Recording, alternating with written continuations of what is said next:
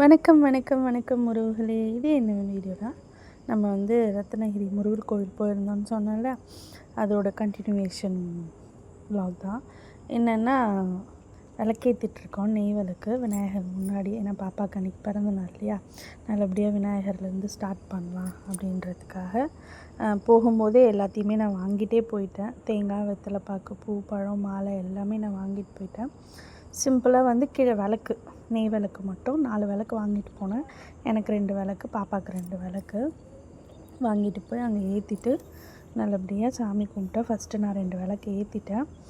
அதுக்கப்புறம் பாப்பா கிட்டே கொடுத்து ஏற்ற சொன்னேன். ஆனால் அதுக்கு முன்னாடி கற்பூரமும் ஏற்றிட்டேன். ஏன்னா எப்போவுமே விளக்கு ஏற்றிட்டு தான் கற்பூரம் ஏற்றணும், நாங்கள் அப்படி தான் செய்வோம். அதனால் விளக்கு ஏற்றி முடித்ததும் கற்பூரம் பக்கெட் என்னால் பிரிக்கவே முடியல, செம்ம டைட்டாக இருந்துச்சு. அதுக்கப்புறமா நான் அதை பிரித்து வச்சு நான் கற்பூரம் ஏற்றினேன். ரொம்ப மனசுக்கு நிறைவான நாள் அன்றைக்கி. கொஞ்சம் ஃப்ரீயாக தான் இருந்துச்சு கோவிலும். அதனால் கீழவே சாமி கும்பிட்டுட்டு அதுக்கப்புறம் தான் நாங்கள் மேலே போனோமே.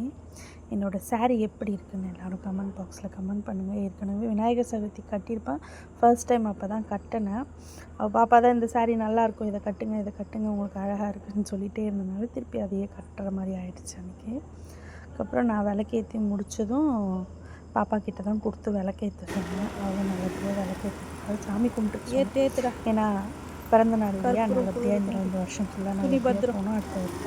அடுத்த வருஷம் பர்த்டேவை நல்லபடியாக செலிப்ரேட் பண்ணோம், படிக்கணும், வேலைக்கு போகணும், பொறுமையாக ஒன்றும் அவசரம் இல்லை, சாமி நல்லபடியாக எல்லாத்தையும் வேண்டிக்கிட்டு விளக்கேற்று சாமி அப்படின்னு சொன்னேன். அவளோட பர்த்டே ட்ரெஸ் இது தான். எப்படி இருக்குன்னு மறக்காமல் கமெண்ட் பாக்ஸில் கமெண்ட் பண்ணுங்கள். தொட்டு கும்பிடுங்க. மேக்கப்லாம் நான் தான் போட்டு விட்டு, ஹேர் ஸ்டைல்லாம் என்னோடது தான். அந்த அளவுக்கு அதெல்லாம் இன்ட்ரெஸ்ட்டாக பண்ண மாட்டேன், அதனால் நானே ரெடி பண்ணி விட்டாச்சு. பசங்களும் நல்லபடியாக சாமி கும்பிட்டாங்க. அப்புறம் அப்பாவுக்கு சாமி கும்பிட்டுட்டு இருந்தார்.